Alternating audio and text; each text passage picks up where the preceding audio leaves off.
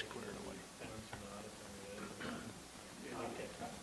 I didn't know if anybody was. Lisa will take notes. I volunteered Lisa to take notes and everything for the meeting. Go around. You just want to go around each other. Okay. I can start here if you want one of you. I'm Mark Olstead. I'm the president of East Grand Forks City Council. Tim Rayfeld, East Grand Forks Council. David Murphy, East Grand Forks City Administrator. Clarence Sutter, East Grand Forks City Council. Jason Thornton, East Grand Forks Public Works. Sean Gaddy with AE2S. Ron Galstead, City Attorney, and Whipping Boy. Steve Emery with Smith Malting and City Engineer. Down at the board, AE2S. I'm doing City Grand Forks.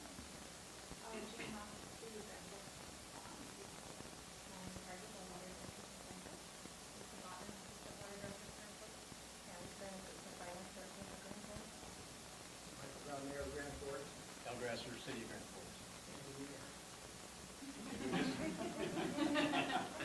If you do miss anything, this is also streaming and it's being recorded, so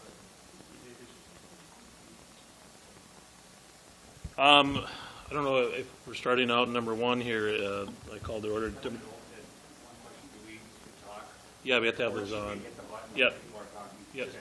And if you're going to be, if you have to move it around, that's fine. Well, I guess if we're going to go start on number one, essentially, I had basically conversation with Mr. Phelan regarding some other issues, and it was decided that we should get together regarding the internet project and the internet agreement based upon the agreement, because there's an advisory committee, and so we scheduled it for today. Just, I guess, without being too elementary, you know, the internet agreement that we have, or the interconnect agreement that we have, is essentially just controls all the aspects and the duties and responsibilities of the respective cities when it comes to us sending our wastewater over to Grand Forks and Grand Forks receiving it and treating it. It provides specifically, if anybody, I think most of us were probably involved in the negotiations. It provides, you know, there was extensive negotiations regarding it. It's got extensive detail on the duties and responsibilities, the costs, how those costs are going to be revised on a yearly basis, and any kind of dispute resolution. You know, other than that, if there's any specific questions, it's talks about, you know, the strengths and the flow and what we can send over, that we're going to be an industrial permit with the city of Grand Forks. So other than that, it's my understanding we're getting here together to go over an update on this and then potentially go through the COSA and how we're going to go forward with the specific costs, or we're getting ready to gear up on the completion of the connection. So if there's any questions, just let me know. Mr. Feeling, you need to add anything else, sir? Anybody else have anything to add at all on that? If not, we'll have Mr. Emery. I think, Mr. Emery, you're on number 3, right? You're on the next? Yep. You're ready to handle it? Okay. So we'll move on to number 3, interconnect project overview and update. This is Steve Emery, who's handling that from WSN. Okay, thank you. So this project, the wastewater interconnect project, is really a team effort as far as engineering goes. Combination of Witsa Smith Nolting and AE2S on the Grand Forks side of the river. This slide kind of, again, just gives you a brief overview of the alignment. You can kind of see up here we got, you know, our 22-acre equalization basin. Here we got our East Grand Forks master wastewater pumping station that's going to pump the wastewater to Grand Forks. The blue line kind of shows the alignment of our force main crossing the river here, and then ultimately over to lift station number 17 in East Grand Forks.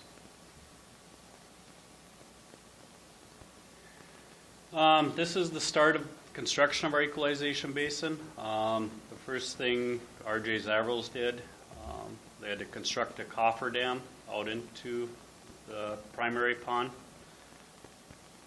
So the next two slides just kind of show construction of that cofferdam here, and then they also kind of came in from this direction to tie this all together.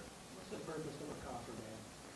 Basically, the cofferdam was just a temporary dam, so we were able to pump that wastewater out and construct our permanent dikes associated with the equalization basin.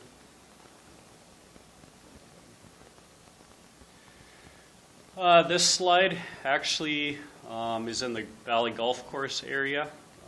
Right through this area is where we actually crossed underneath the river. I know it's a little bit hard to see, but I think this area right here, you can kind of see there's a hole there. And what that was part of the borehole. They had all of the pipes strung out through the golf course. They sat up with the boring rig on the Grand Forks side, bored underneath, essentially came out this hole, and then they hooked onto the pipe and then pulled it back underneath the river. So this was just kind of the entrance / exit hole in Valley Golf Course. Here you just see kind of a shot of the construction of the pumping station here in East Grand Forks.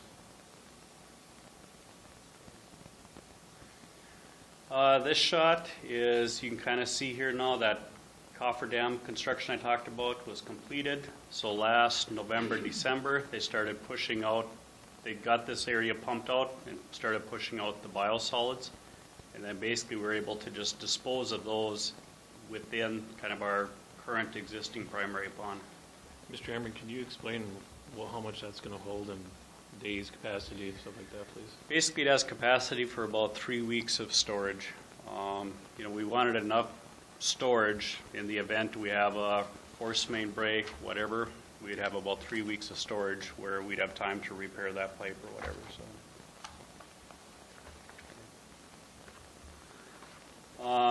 this shot, it's just a shot. They had pretty much all of the biosolids pushed out of the 22-acre pond, and you can kind of see the area here. This is all basically a combination of biosolids and kind of the soft, mucky clay material that came out of the pond bottom. This shot was taken this spring once we had the equalization pond bottom basically shaped and ready to receive the PVC liner. This equalization basin is really set up to be a dry pond. It's not going to have a permanent pool of water like a normal wastewater pond. So this pond right from this corner to kind of our inlet, outlet into here has about 3 feet of fall from here to here. And then also from here to here, there's about 3 feet of fall. This video, you can kind of see was, they were just starting on the PVC liner installation, a little bit hard to see here, but this was kind of the very first panel that they kind of laid out. So.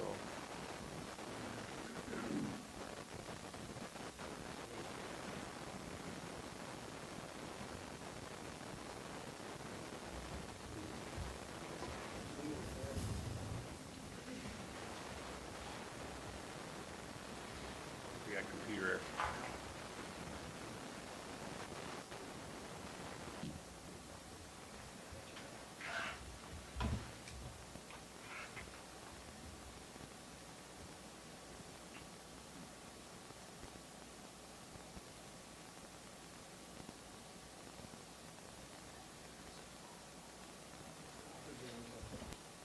It's the first signs of my virus taking effect.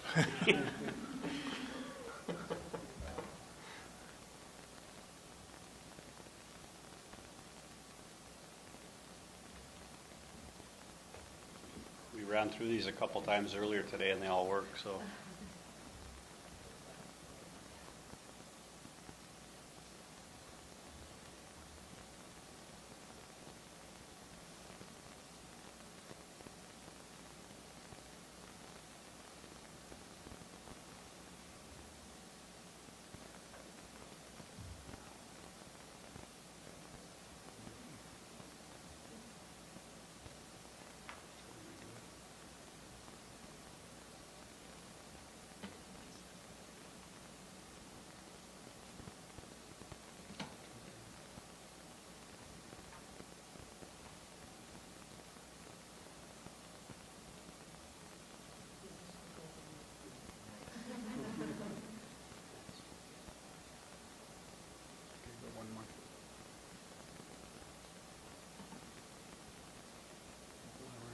Is it still trying to run that video? What's that? Is there a video in here still? Yeah. Maybe if you just skip past that and went to the slide after. I don't think this next slide was even on video.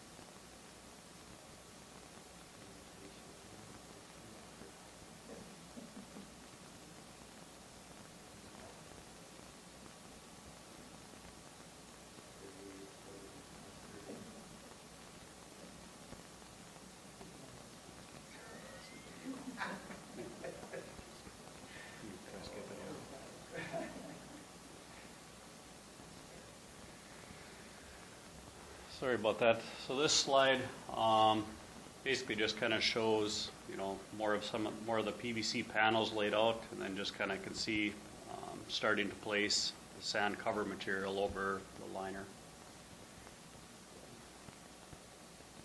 Again, just continuations of the PVC liner, and they're actually continuing with placement of the sand cover material. Kind of same thing. PVC liner work is completed, and they pretty much just have this corner left to finish on the sand cover.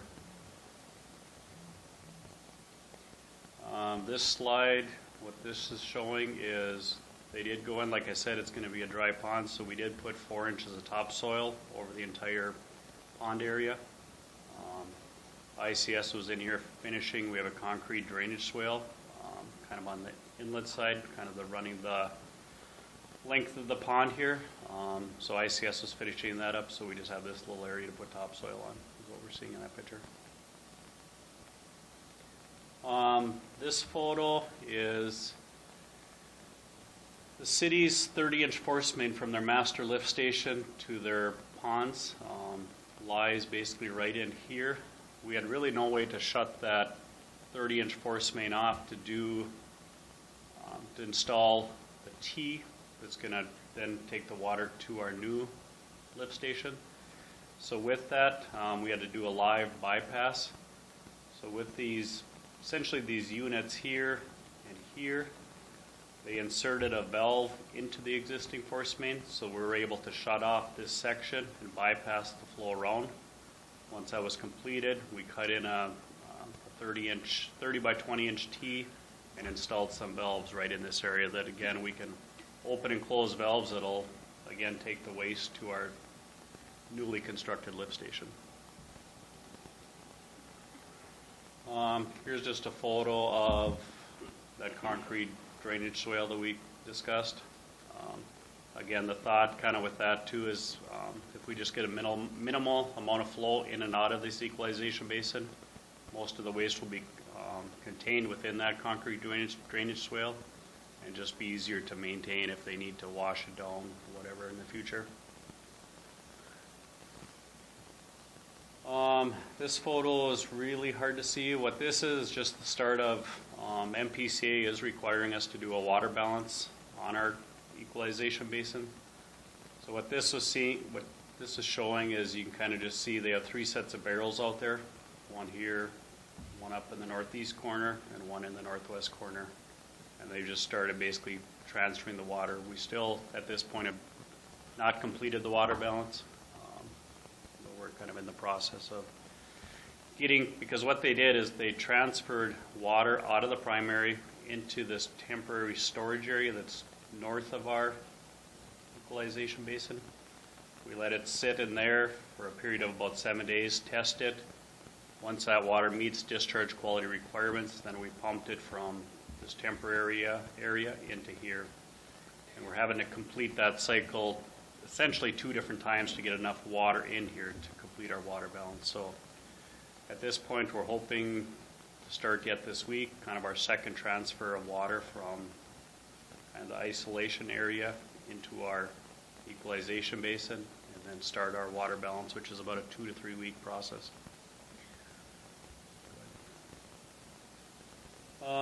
This is just an aerial view. Again, you can see essentially our lift station here.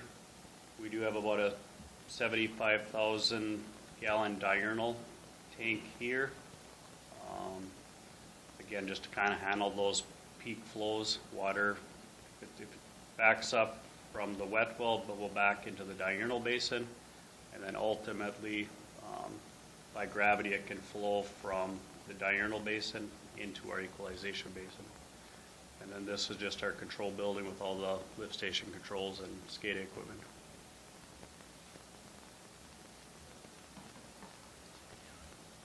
Want to go again? We died again.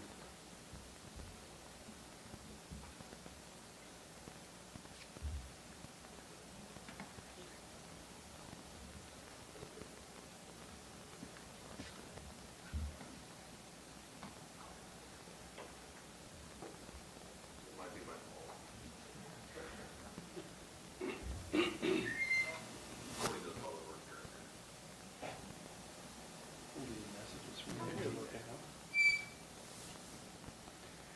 Yeah, that's Sean's fault.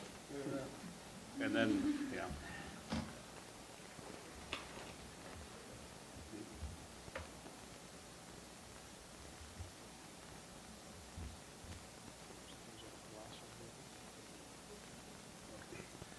And then this slide, again, just kind of was the first slide we looked at. What we have left to complete is, like I mentioned, we got the water balance test on our equalization basin. We got 12-inch force main to complete along here. And then we got that 20-inch force main to complete from right here, which again, like we discussed, we did those tie-ins to the existing 30-inch force main right here. So.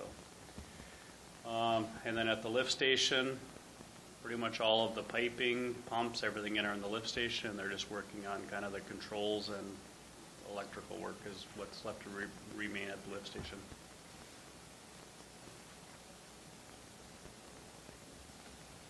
That's the summary on the East Grand Forks side. On Grand Forks, the scale of the project is considerably smaller. We're on the far north end of Grand Forks, come across the river, right here. Come across 27th Avenue, here's the levee. Come across 27th Avenue over to North Washington Street. And we come down and tie into the lift station, 17, the master station in Grand Forks. From there, it's then conveyed into this orange line west to the wastewater treatment plant. So a couple of the highlights last October, we installed the HDP bores underneath the coulee. We had to cross the English coulee twice, so we installed last October. This summer we resumed construction midsummer and we installed steel casing underneath 2 railroad crossings as well as the highway crossings of Washington Street. And then we also have 2 air release structures that have gone in on either side of the coulee here. And then altogether there's about 2,600 feet of 12-inch PVC force main that is in the ground. So Why didn't you just go straight across? Why didn't you get down and get back up? When you show you come down here, then you come back up. You go to the wheel back. in order to best tie into the force main system of Grand Forks is that lift station, and it's on the upstream side where all of Grand Forks dumps into the station, and then that lift station pumps everything as one unit out to the wastewater treatment plant. Essentially, everything would have had been bigger on the East Grand Forks side in terms of pump sizes in order to pump against all of the pressure head that the Grand Forks pump station is creating. So it's an easier connection point hydraulically.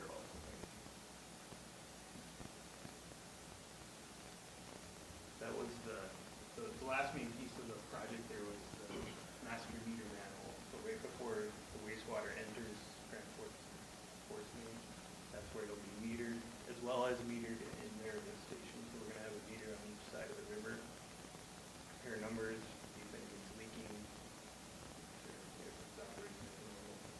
ground installed this week.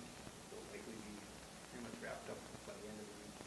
And remaining on Grand Forks side is the electrical and telemetry, the stations we talk to each other.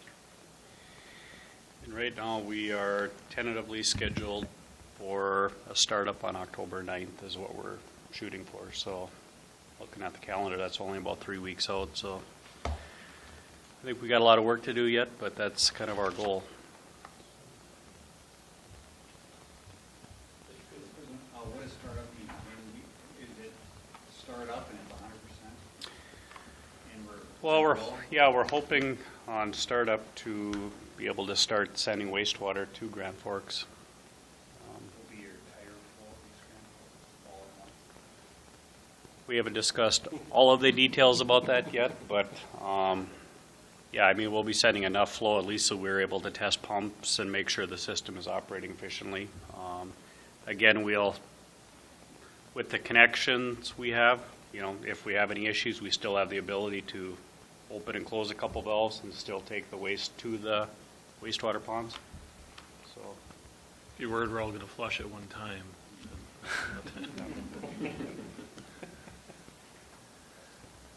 Does anybody else have any questions for the engineers at all?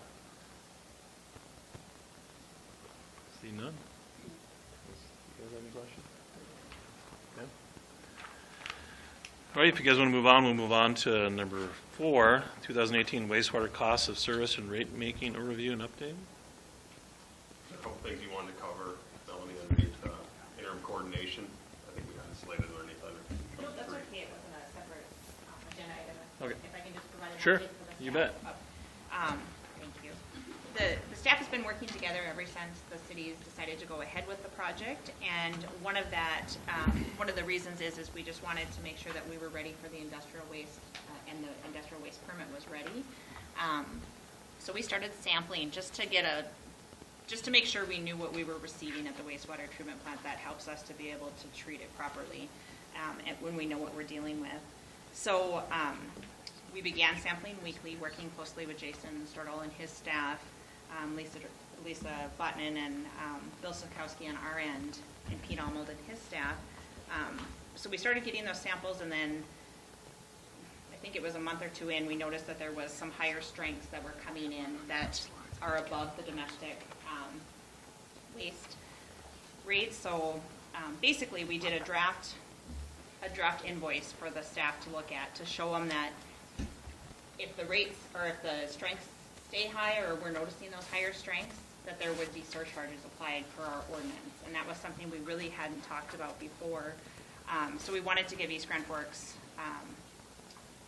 a heads up on that so that you guys didn't get that and then were surprised by those charges. So we've been working really closely, and Jason has then taken it kind of a step further and is looking at ways of implementing an industrial pretreatment program similar to what Grand Forks has, options to be able to take those surcharges and recoup costs if there's an option to do that, real similar to what we've done. So Jason could speak to that effort as well, but basically we just wanted the councils to know, the administration and leadership to know that we've seen some higher strengths, but I think we have good tools to be able to work together on what that means for you guys, and continue to monitor it very closely and communicate what we're finding and what that means.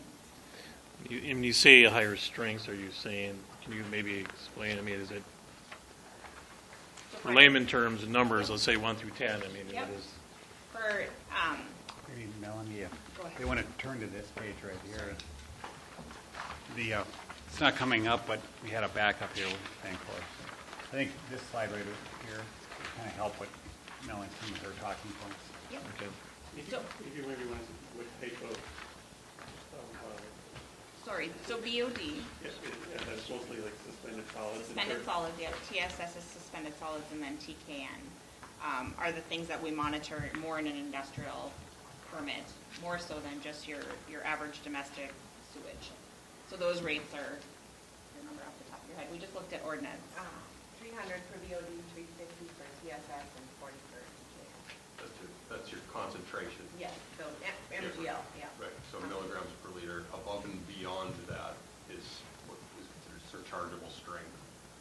that I don't have the rates committed to memory either, but, you know, generally looking at between 10 cents and a quarter per pound of strength in excess of those limits, that would be attributable to loading that would be higher than a typical domestic loading according to those limits that we listed on the ground force system. My question would be to Mr. Stordahl then is, did we do this testing before and then testing now? Is there a reason why they're up this high? I guess we haven't tested before. We really had no reason to prior to this, but we have been testing now along with Grand Forks to figure out kind of what our strengths are, and we've narrowed it down to where the higher strengths are coming from. And Mr. Galsted and I and Mr. Murphy have been discussing ways that we could, the ways that if we have to pay our higher fee to Grand Forks for some of this higher strength wastewater, ways that we can, I guess, surcharge the folks that are sending us this higher strength waste. So there's a few different ways we can do it that we've looked into, and creating like industrial users for some of the folks, or we can tackle it by amending our ordinance. But it may take a little time even on our end. We might have to wait, excuse me, for a few months down the road, and once everything gets up and running, and see exactly, pinpoint down exactly which users are kind of in violation of this, and then come up with some sort of a fee structure on our end on how to. Is this something that's seasonal, or is this going to be? Not really. It could be any time of the year, depending on their process, I guess. Okay. And we'll just continue to work together as we start up and have to monitor and share information on flows, et cetera. So things have been going really well on that end. Anyone else have anything on that, or any other? Thank you. President Olstead, I think the agreement, if you read through it, contemplates that Right. East Grand Forks would be within domestic strength, but then there's the if-then. Right. If they are, we do have this rate structure in place. But I think, as Mr. Stordahl was saying, you can put ordinances in place so that you can identify your industrial users, so that invariably things go wrong. Mm-hmm. And that's why we have great public works people. They don't plan for the best day, they plan for the worst day. And then you can just, if those days happen, you can sample those industries and then pass those costs along. And certainly I think Jason will be following up and making sure that they're doing best management practices to try to minimize or mitigate some of these issues. But invariably, things happen, whether it's mechanical or human related. And if you have that ordinances in place, at least you'll be able to pass those charges on to your the right customers, so not everybody in East Grand Forks is paying for industrial higher strength wastewater. So let's go with the worst case scenario. Let's say the levels are still there, and well, I mean, how big of an effect, dollar amount, is that going to have on what we're paying? I mean, is it going to be One example, and Lisa has copies of the details if we want to get into that, or we can leave a copy too, but it was really, I think our highest month was January, so we looked at that, and that was right under $8,000 in additional fees. Mm-hmm. We've talked with Jason too, and we can sample more frequently to get more data, so that we can refine those numbers as well, and that's what we'll do with other users. Right now, we're going to sample weekly, and then if we notice some increases, we're going to work together so that we can get additional information, because it can change quite a bit from. It could be a one-day violation, and maybe that's where we saw it, but over time, is it one day out of a month, or is it every other day? That type of stuff, Depends on when they're discharging. Yeah, absolutely. In order of magnitude, if it was consistent at the levels that were preliminarily calculated, that'd be like a 25% impact increase overall to, in general, where we're landing on an annual cost of service basis. So it's not insignificant in terms of where we calculated cost at domestic strength to be versus costs with these additional surcharges. I just want to have a better understanding what effect that's going to have on us and our citizens and stuff, so thank you. One more addition, maybe Melanie or Lisa or Jason, was it mainly total suspended solids that you saw, or was it across the board, would you say, when you just talking about the surcharge? It was both, I would say. Yeah. Both total suspended solids and DOD. It was both. It kind of went together on that. The So TS we, No, I was gonna say the TSS was typically higher, but they kind of went together. just so we know, how is it that you sample from each individual industry? How do you catch that? There's different ways to do it, but you have to narrow it down. So we have an idea of the area it's coming out of, and you have to single them out but one of the industries is singled out because there's a manhole that no other lines come into, and that's what we'd have to do with the other ones. We'd have to create a sampling point specifically for them if we tackled it on a basis like that. And even our current ordinance allows for us to require them to put in their sampling points at their expense. So that's already in place, it's just a matter of getting it done. Thank you. Anybody else have any questions on that? Or? Okay, appreciate it. We're still going to go on to the number 4, 2018 wastewater costs and service and rate making overview and update. Is that? I think that was everything you had to cover, correct? Is that? So that's it on that number. Okay. And President Olson, Sean Gaddy from E2S is here to provide an overview of the cost of service and rate making. Okay. I apologize. All of those problems on the computer, I think, were my fault because we couldn't get the presentation that I had prepared loaded, but Todd did hand out the presentation content in paper form, so I'll do my best to hold up what slide I'm on as I talk from the material.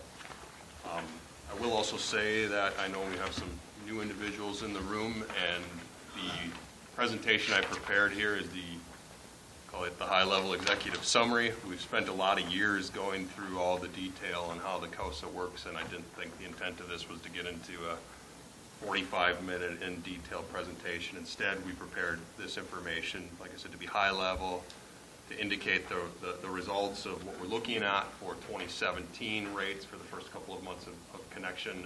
As Steve mentioned, there'll likely be a couple months of discharge here in 2017. And then utilizing Grand Forks' 2018 budget where the rates are looking for 2018. And then we have also taken a look, because we've done some additional COSA work for other large customers that Grand Forks serves, industry, so on, where we were starting to look over the fence beyond 18 into where 19, 20 and things, how future capital improvements would affect the city's budget, both on the wastewater side as well as collection side of the equation. So we even do have some information contained in here to forecast where costs are headed beyond next year, and I would just caution that they are a projected forecast, but to give a sense for what the capital improvements that Grand Forks is considering in the near term, how they will affect the picture in consideration of their overall debt and operating expense in operating the utility. I'll start here, just on methodology. This is where I'm going to skip a whole lot of detail over what we've covered in the past related to cost of service. But in general, the 2018 update was, I'll call it an exact replica of, or the 2017 and 18 update was an exact replica of everything we've covered in multiple iterations in the past. So we really did not change anything of significance in the overall framework as to how we would take Grand Forks' budget, load that budget into the framework of the cost of service model, and then ultimately how that would allocate the dollar amounts to the various users, including East Grand Forks. It's in general a three-step process that we've always talked about in the form of functionalizing the budget. So what are the functions of the Grand Forks wastewater utility, everything from administration of the utility, the operations of the collection, pumping, force main systems, the wastewater plant. And as we look at those functions, what we're really trying to do is understand how those costs vary in the next step, which is classification. So are they fixed costs related to debt where there really is no movement year to year, or are they variable costs where when we look at the users and how to allocate the costs, how do all the users contribute to the overall flow and loading of the system, and how do we proportion those costs out then relative to each user's respective flow and loading and usage of the system. And in Grand Forks' case, with industry, with service to a new community in the form of East Grand Forks, then the overall domestic classification, and that allocation step, there is a lot of variation when we talk about strength, when we talk about flow, when we talk about the peaks and valleys of how users load the system and how that drives cost. So that allocation step really ties to that classification step and how things vary, and then how the users contribute to that variation within the budget and what drives cost. The next slide here then, looks in general like this one here, is just meant to recap where we last left off when we met as a larger group between the two cities, and where when the decision was made to formally interconnect, where we were at in that test year of costs as far as what the total allocation to East Grand Forks would look like. The last time that was run on a Grand Forks budget was in the year 2016.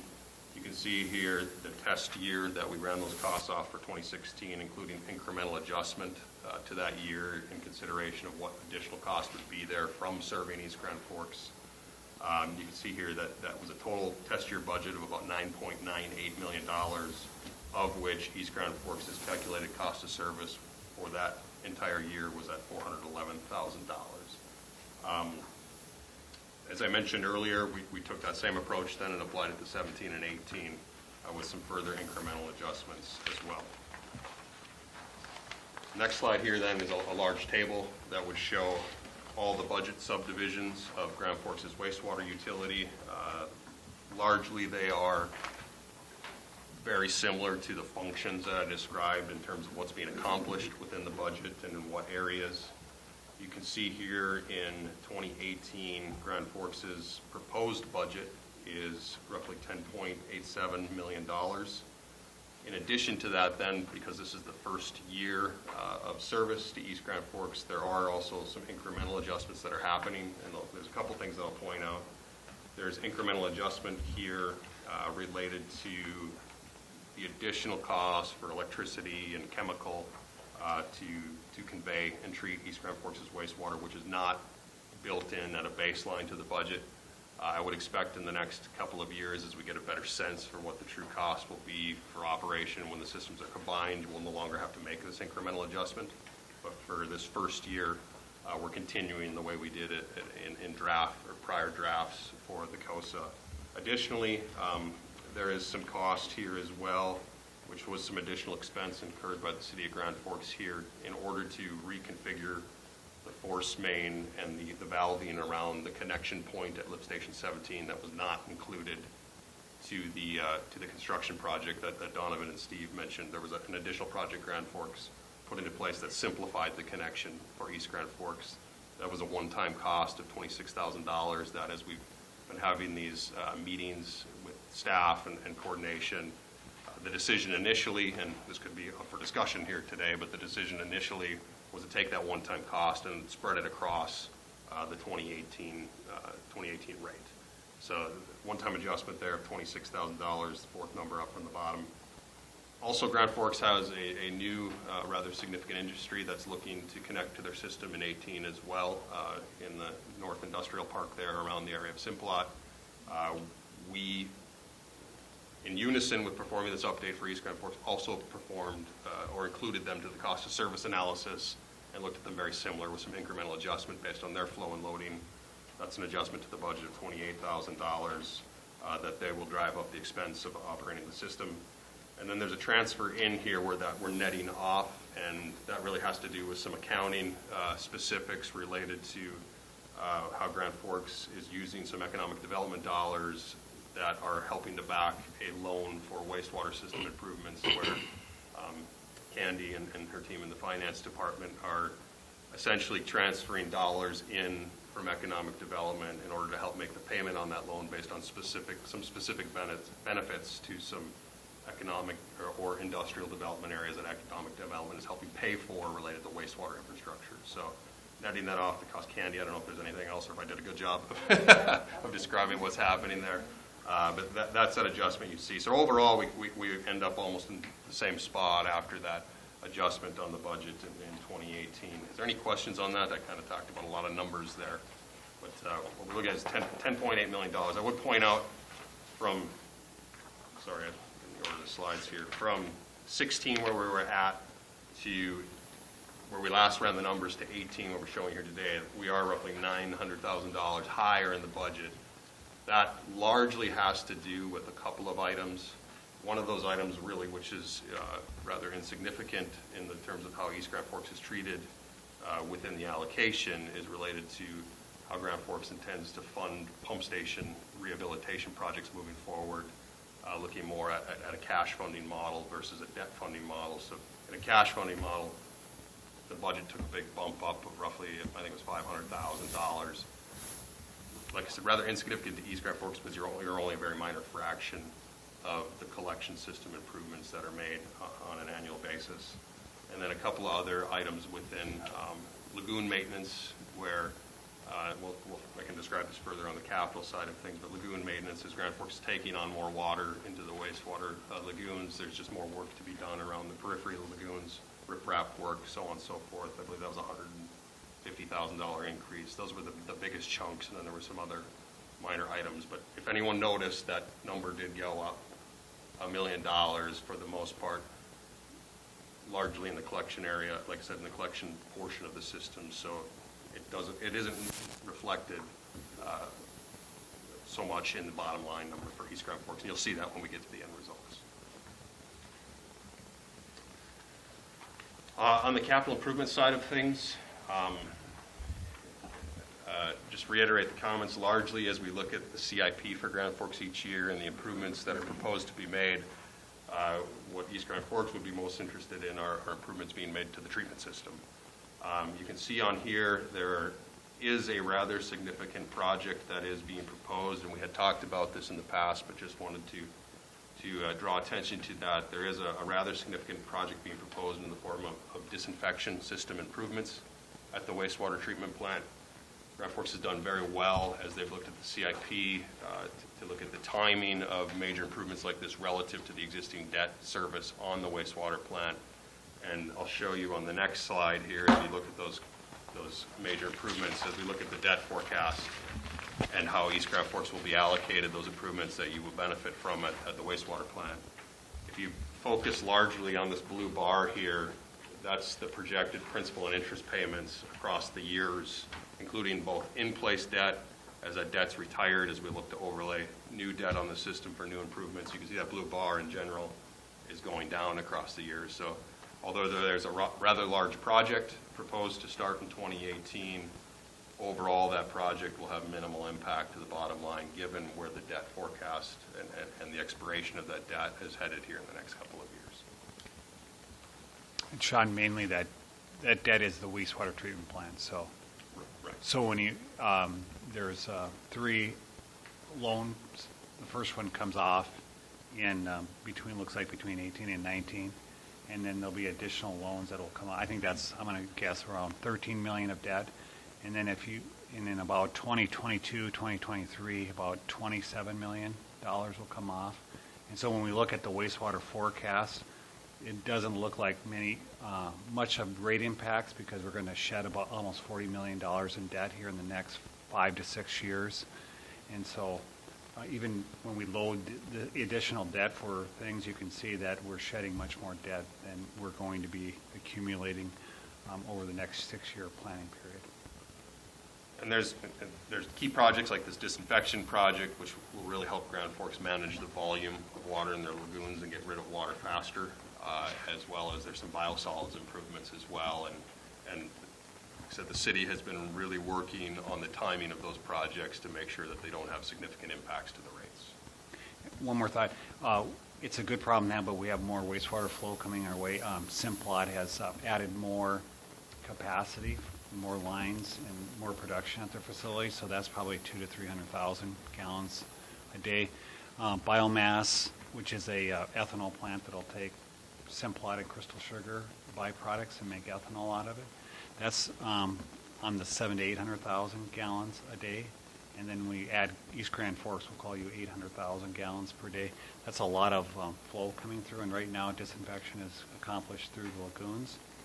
And so this disinfection will provide a more of a mechanical, chemical way to make sure that we can meet the discharge parameters, just because we're loading a lot onto our lagoons.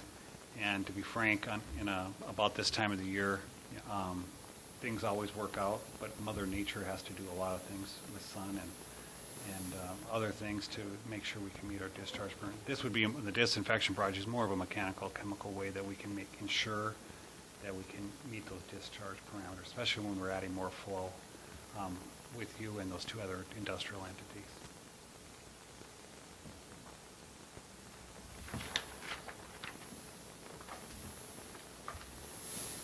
Sure, get the order of these right. We talked a little bit about the capital, a little bit of the forecasted debt picture. Really what that drives us to then is the end result as we look ahead across the years here. And as I mentioned, in the past when we had been working to demonstrate the results of the COSTA, we've been looking in 1 year test year snapshots. So I mentioned what the results looked like for 2016 on the table. I'm looking at this table now just so everyone's aware. On this table, what we're showing then is where those results were for 16 as we ran the COSA model on 2017 and 18, and then ultimately as we projected forward past, considering the largest changes in that, there's some inflationary increases and adjustments to the overall operating budget, but the largest changes is how that debt picture changes year over year, as we were describing for 19 through 2021. If you look at the bottom line number there for the city of East Grand Forks in consideration or stacked up next to all the other major user classes of the city of Grand Forks, you can see in 16 calculated cost of service of $411,000 approximately. For 17, so for the last couple of months here, as we look at the cost of service for those couple of months, and in consideration where the 17 budget was at, East Grand Forks' allocated cost of roughly $396,000. For 18, that number bumps up a little bit. Most significantly is the spreading of that roughly $30,000 one-time connection cost. So for 2018, roughly $455,000. Settling back down then as we eliminate that one-time cost and some of that debt, as we said, is expired. Settling down in 2019 to around $387,000, and then you can see here some incremental adjustment up as a little bit more debt is taken on in the out years, and as some of those inflationary impacts start to come into play in 19 through 2021. So there's some fluctuation in this year over year. In general, what I would say is that's a good sign that as Grand Forks forecasts their costs and the projected costs they're actually going to have in their utility, I would say that's a good sign that the COSA is working, or how we project the COSA to work, that we're only looking to allocate in the COSA model the costs that East Grand Forks is driving, and therefore in certain years you could see rates go down if the expense that's being specifically focused more in the treatment area is, if in 1 year it's a little bit less or a little bit more from year over year, you're going to see a little bit less or a little bit more reflected in the rates that are going to be charged.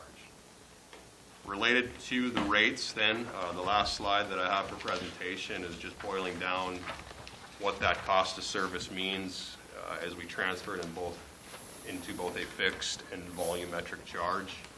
You can see here for those same numbers I was just presenting for 17, 18, and then projected 19, for the total annual cost of service, what that means in terms of a monthly minimum fixed charge, anywhere from roughly $23.70 to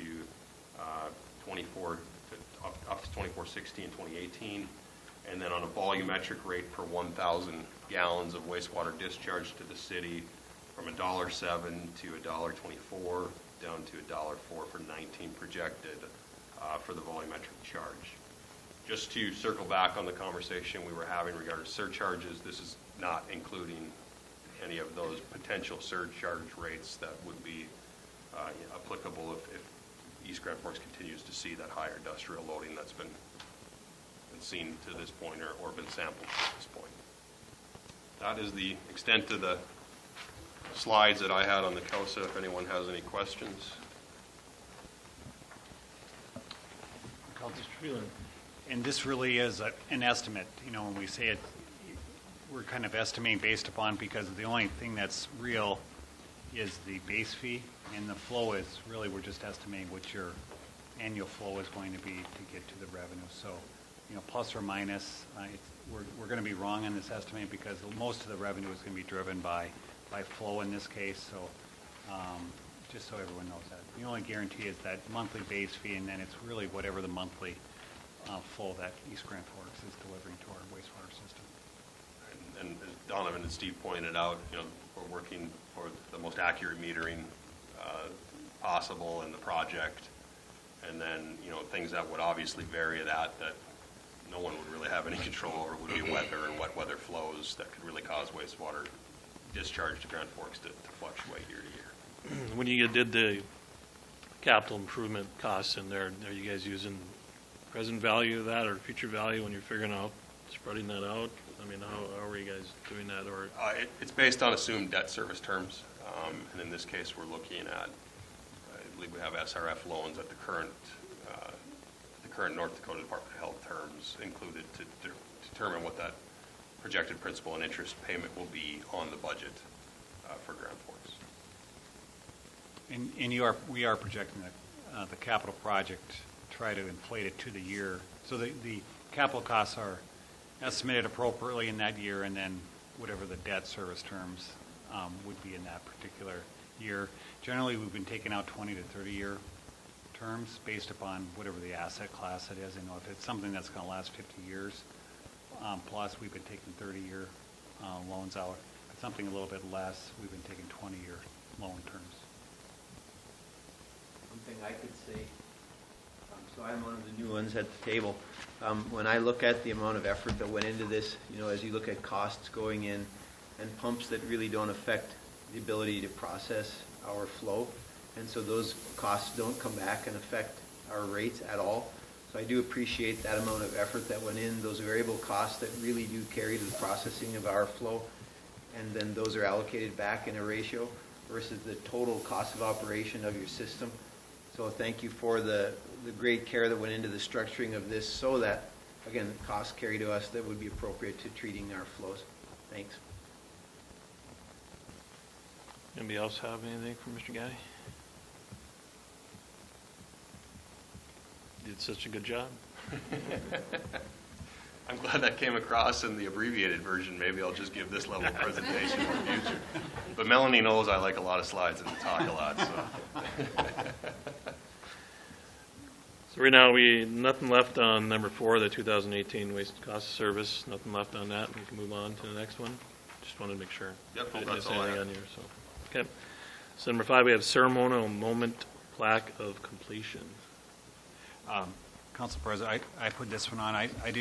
We're fast approaching startup of this, and we did have a moment where when we started the project, and this is just to have a conversation of, do the two cities want to commemorate the moment with something? Because this is probably a 100-year project that we're talking about, and it is a moment in time. So whatever you feel is appropriate, we want to help plan it for you and get you guys there. And Melanie had some ideas too of some plaques or something that we could do to capture the moment. So with that, if you're okay with that, we would try to schedule something between Mr. Murphy and I and our staffs to. And we've had some conversation about that. We've had some conversation about that on our side as well, and did some brainstorming. And it's very difficult. How do you capture a ceremonial completion for a wastewater interconnect pipe? It's kind of unceremonious in a way. And what's an appropriate capture of that? So we were thinking maybe just more of like a meeting, and not so much like a ribbon cutting or something like that, because where would you have that? But just kind of more of a meeting and shaking hands and saying, we worked on this project together. Did you say Melanie has some ideas? I want to hear Melanie's ideas. Sorry, you threw her under the bus. Yes. No, we talked about making sure that we remembered the date and what was accomplished to the two cities. So we have just some really nice designs that show an interconnect with with the bridges in the cities. So we could do something nice for, like a desk plaque or something, or we can just get together and commemorate too, or put a nice plaque at the stations. There's a couple different stations where not many people would see them there, so we could make sure they're at City Hall too, so. We can work on more details, but we thought it was best to get ideas from you guys about what you would like to see, and we'll try to accomplish that. Because we found it's a very hard thing to try to, how do you glamour that up? Yeah. Well, you guys are well known for naming your lift stations, so I don't know how much you know. I do know there are a lot of people still watching. You know, this was a leap of faith for both sides in a way, and a lot of people are still watching to say, was that faith and that trust well placed or not well placed? So I think if you do make it a big deal, you show now here from this moment on, you that are watching, go ahead, keep an eye, and you're going to find that folks deliver, according to what was projected. So I think this is good. I think it's pretty symbolic of a partnership that can work.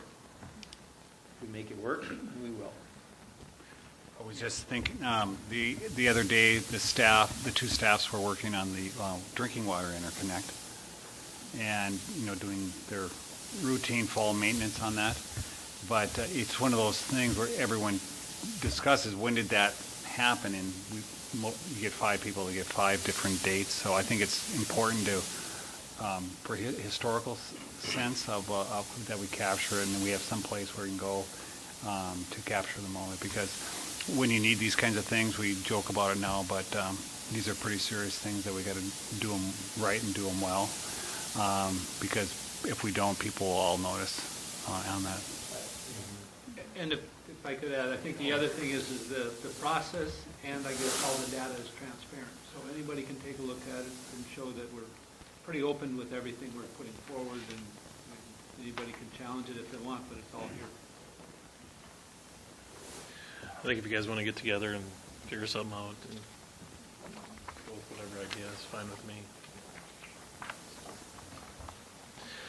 All right, move on to other Grand Forks and East Grand Forks discussion items. I think this was put on, I do believe, Mr. Sandy and I were talking the other day. It was after sitting at the lake and noticing on Facebook there was some discussion after an article came out in the Herald of the traffic on Reeves Drive. And I reached out to him and said, maybe we should really sit down and start talking about another bridge and where, how. And I started speaking to Mr. Murphy, and I said, have we really sat down and factual said, okay, these are the spots we can go to. Is it feasible to do this spot, or is the distance of the bridge too long in this area? And said, can we really sit down and say, okay, at the end of the day, put a sign up and say, future bridge coming in one location, on both sides of the river. And is that something we can get to? And we asked Mr. Phelan to put this on so we can discuss it and get different ideas. I know Mayor Gander's very passionate about the South End Bridge and where he wants that to be at. I know that, also we deal with the county and we deal with the states on both sides and try to figure something out.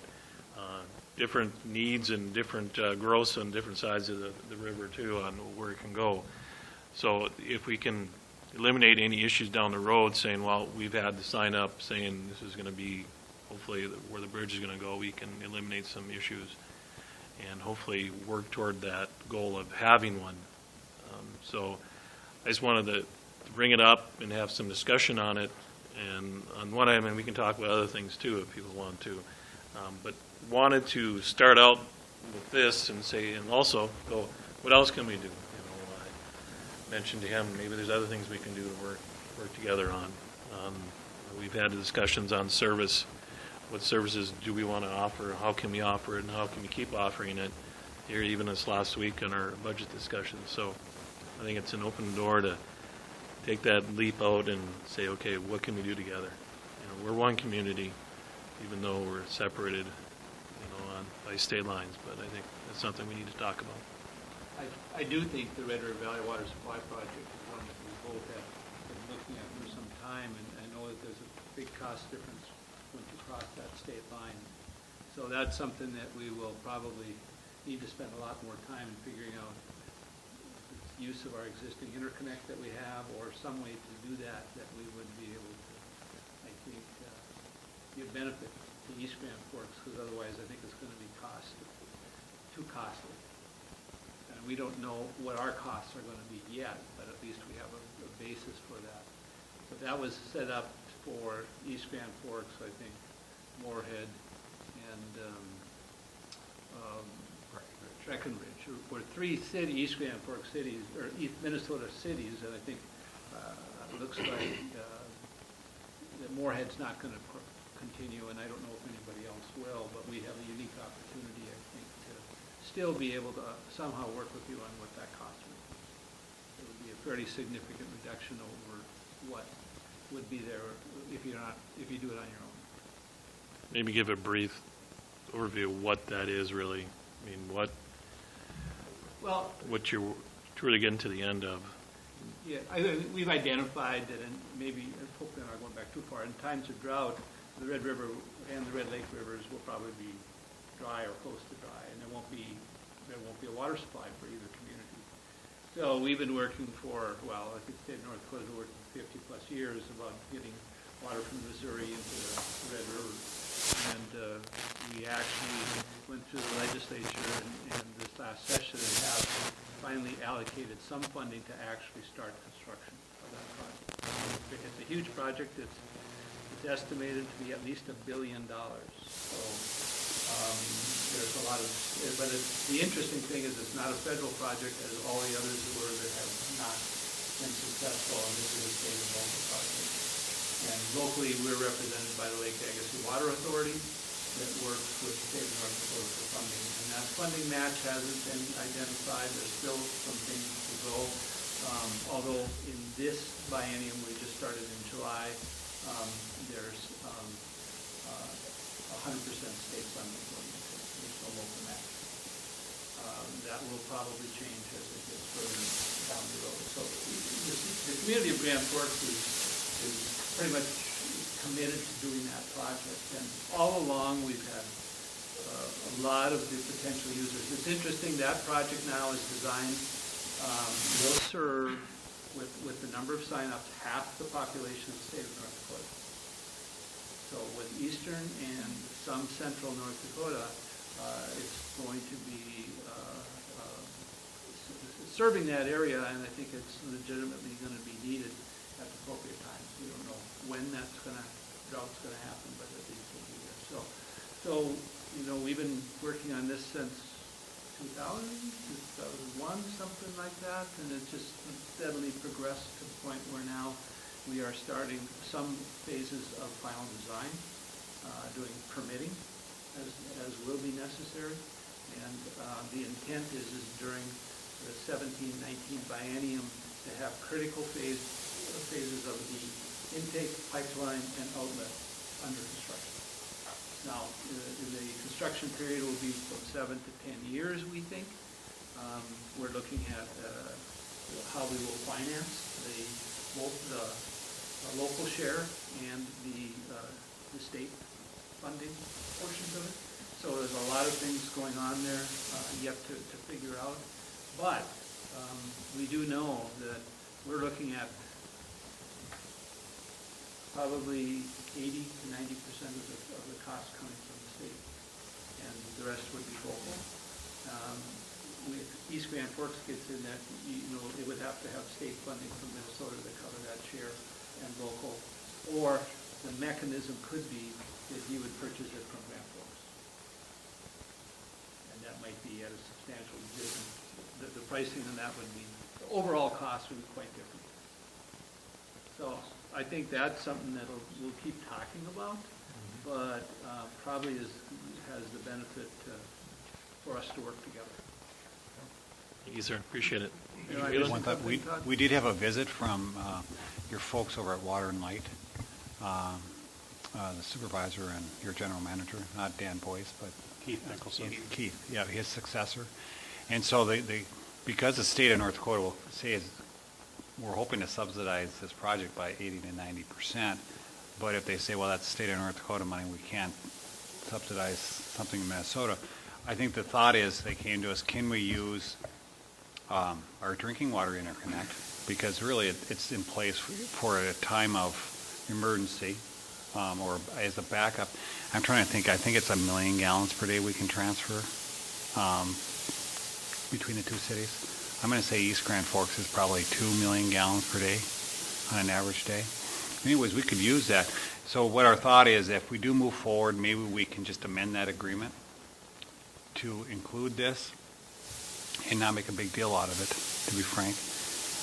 And this is just our way of sharing things. And I think it would be a way for you to demonstrate that we're one community, and we're just expanding the existing interconnect, drinking water interconnect agreement that we have. So you may hear more about that. That's the pipeline into the Red Lake River went in a little over 10 years ago. No. Basically interconnect. It's the pump station. If you go to the Point Bridge, there's a pump station on your side of the river, and essentially that's we can pump water back and forth to one another through that pipe. In the 80s, was it? Yeah. When I was on the council last time, 10 years ago, we approved a new line into the Red Lake River because it's a little better for treating for you guys. This is not that, right? No. Which you approved when we were building our new intake on our side of the river. We needed, essentially we direct bored 2 lines into the Red Lake River, yeah. one into the Red River. Yeah. And certainly we needed permission from the Minnesota regulatories, and we needed some right-of-way with you folks. So this is not that. This is actually something much older. Much older, yep. And it would be potable water that would be going back and forth, already treated. Yeah.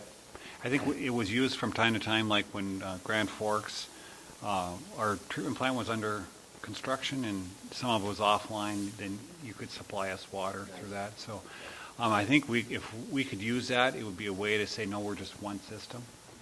We have an agreement to do it, and it'd be a way around legitimately with that. But your folks have come visit, and we've said we're open to the conversation as we move forward. You might have to look at the compatibility of the 2 different waters as they mix and that kind of thing, to be addressing that sooner rather than later. Mr. Gall said you have something. The only thing I was going to just comment on is Dan Boyce for the Water and Light Department has been involved in this since almost the inception. And I know now that Keith has taken over, he's been in contact with them, exploring that as an option, because it's coming down to the point where we have to either opt into that program or opt out. And because of the funding mechanisms, I know that the cost to the city of East Grand Forks raised substantially based upon what we were envisioning. And therefore, we were having the conversation with Grand Forks, and they're also exploring some other options. But they're on board with it, and I think they've got a pretty good handle on it. And they've been dealing with that in the Water and Light Commission for the last couple of meetings. They've actually discussed some of these issues. So, And very briefly, what you're buying is capacity in a pipe. It isn't water. It's there will be a cost to put that pipe, and there'll be not only a cost of construction, but a cost of operating and maintaining it. And it's based on how many CFS you want in the system. So that's how it would eventually come back if you were a part of the regular process versus how we might work with us. Okay, great, wonderful. Thank you, sir. Let's get back to, I know maybe the mayor wants to start out some comments on the bridge, and then First of all, I was, in my last stint on the council, also on the MPO, and it was right around that time when the MPO identified these 2 corridors for South End bridges as Merrifield First and then 32nd Avenue. If you ask me, when you're building a community, a good interval for bridges connecting neighborhoods, we're not talking about bringing in all industrial, commercial, other kind of agricultural heavy stuff, but just connecting neighborhoods, a decent interval is maybe a mile or less. If you look at our downtown area, from the Kennedy to the Sorley to the Point Bridge, these are all close together, but somewhere along the way, we lost our way, and the community continued to grow, and we stopped building bridges. And we all have some ideas for why that might be, why we've not continued to build bridges. Some might think it would favor one side more than the other, or perhaps not in a given neighborhood. And I love preserving the character of these quaint neighborhoods, and it's a good thing.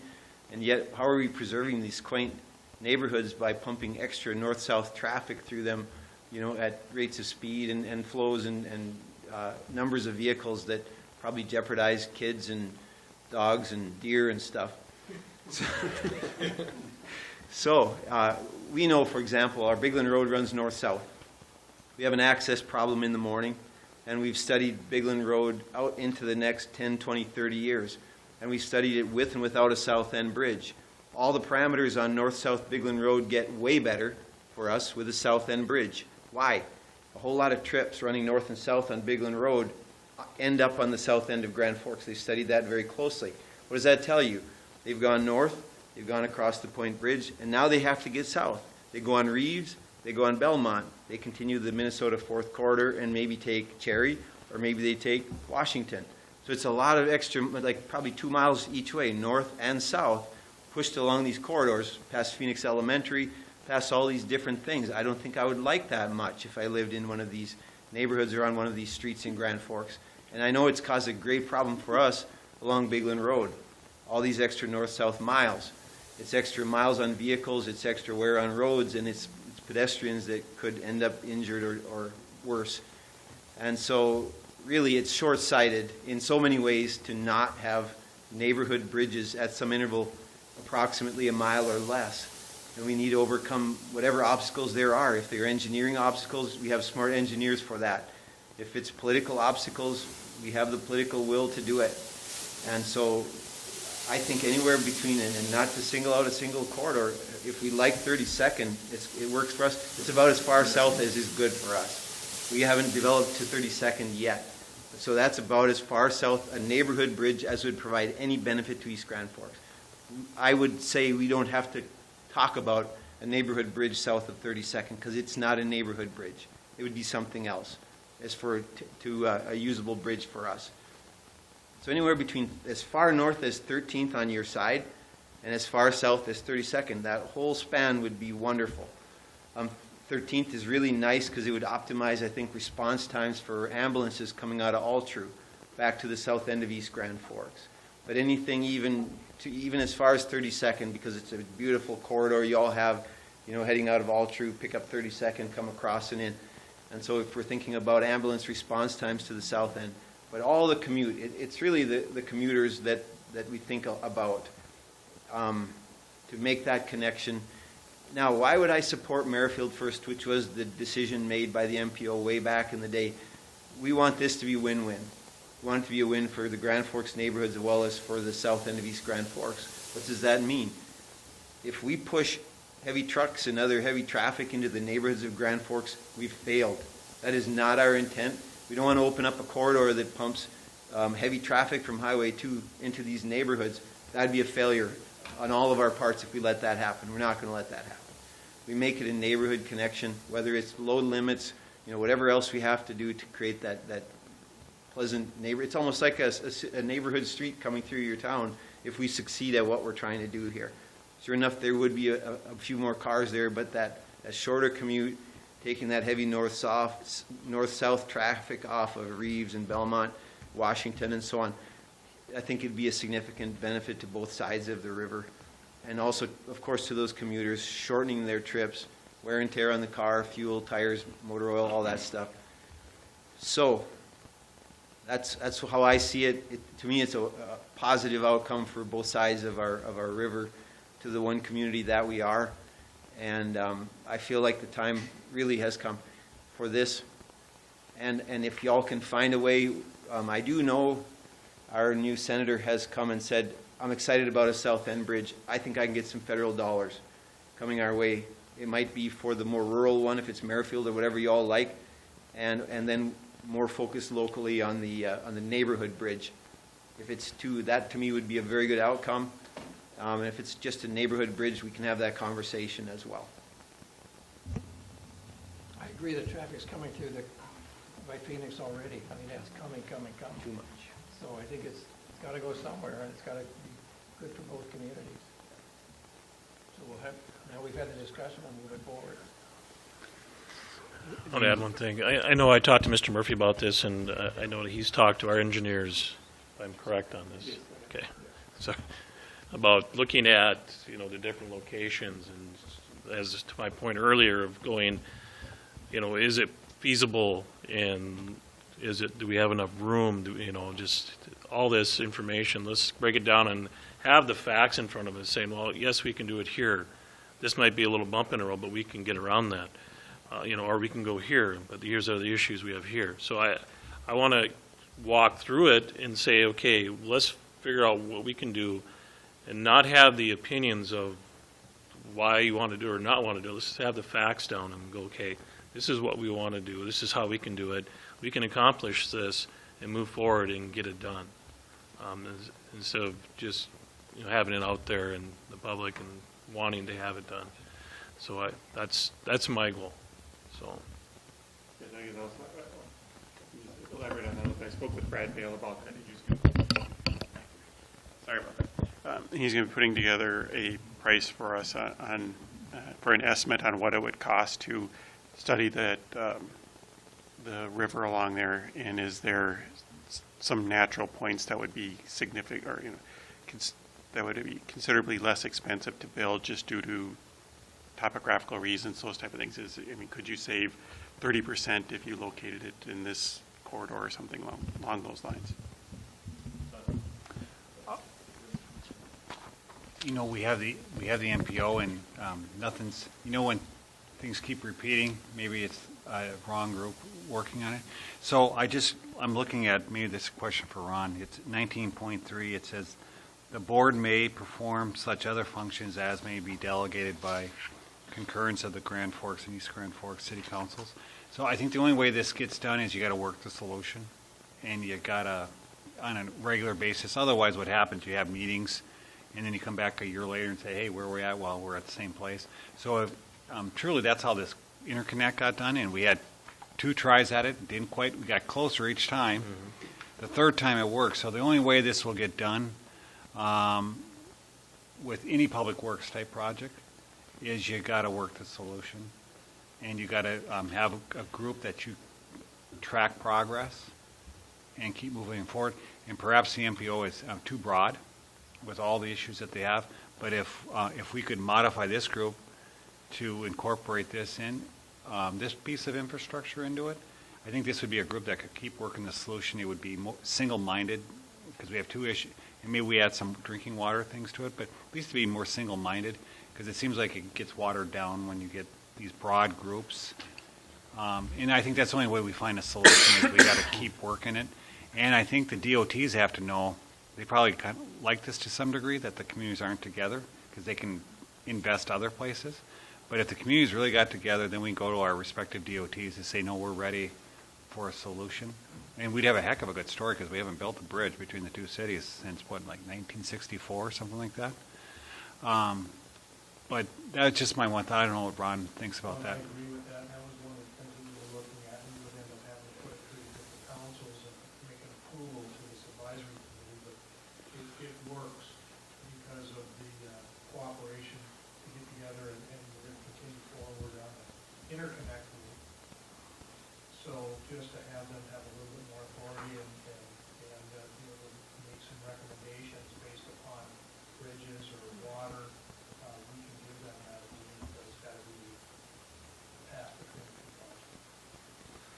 2 councils. It's something we can do. I think that's a great idea, and to do that, you know, that was, go back to my discussions with Mr. Sandy. That was our discussion, and I asked him to talk to you about it. You know, like I said before, we don't sit down and go through it and work through it and find out what we can and what we can't do, and if we can overcome it, you know, as we did in the interconnect. You know, we got together and we're getting it done, and this fall is going to start. So I think that's something we need to look at. I think I look forward to that. I look forward to working together. And like I said, we are one community. So, Mr. Veen. If I could, and maybe Todd, you could map something out about what that's going to take, because ultimately we will have to go to the MPO, because it's going to have to get the federal funding, and you're going to have to bring everybody together. So what I think I'm hearing you say is some of the initial planning and some of that process we could do less formally, maybe, and create this type of committee, and then I guess at some time move that through then the traditional process, because that's what you're going to need to attract the federal funding. It's going to have to be a part of your overall transportation plan. Ultimately, it'll play into all of the networking and the computerization of traffic flow. I mean, there's going to be fairly complex. And the other thing would be is at what point in time can we get other funds besides just local funds to do the studying too? So I think it's going to take some time to put that right plan together that allows us to address it at least early on the local level, and then expand it as time goes on. I think my perfect picture would be able to do this as a group, and maybe this is what we're working on now to that end, and there's other things that we can do. So I don't want to say we're going to work on this project, but keep it vague where we can work a team from each side working together to find other solutions of how we provide service and how we make our city grow and stuff. So, right.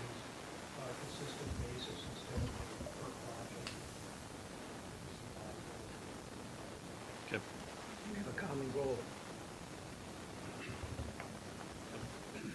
Does anybody else have anything? The only thing would Want to be. use the mic? Want to use the mic, We're Mr. gonna Gulstad? Going to send a recommendation from at least our advisory group to the city council to act upon the COSA or getting the permit approved, because I'm not exactly sure where we are in that permitting process. Yeah, we need to formally fill out the application, and we can do that together, and then we can issue a provisional permit that we'll want to have that in place before October 9th, so. But we're close, we know what it's going to look like, pretty much. We just need to dot our i's and cross our t's on that paperwork. Okay. And that has to be done before you can start. Yes. So we would want to at least bring this back to the group if we need to, and then get the permit in place and approve of at least the recommendations regarding the COSA. So does that have to come back to the group? Or it can I just go wouldn't to say it has councils? to come back through this Just group. to The city councils? council would be the Both one that would act councils? upon that. I just want to make sure. Okay. Is there anything else? And then Mr. maybe Phelan. at the same time, we could bring back the conversation to each council about trying to broaden this so that we can bring other infrastructure items between the two communities, and one that's been identified as a bridge, and we've brought up some drinking water things too. But if we could have our attorneys broaden this language to allow us to meet on other items too. Great. Do you guys have anything to say? Sounds good. Good. Good. Thank you. Anybody else have anything? If not, we can adjourn the meeting. Thank you. Okay. All right. Thank you for coming.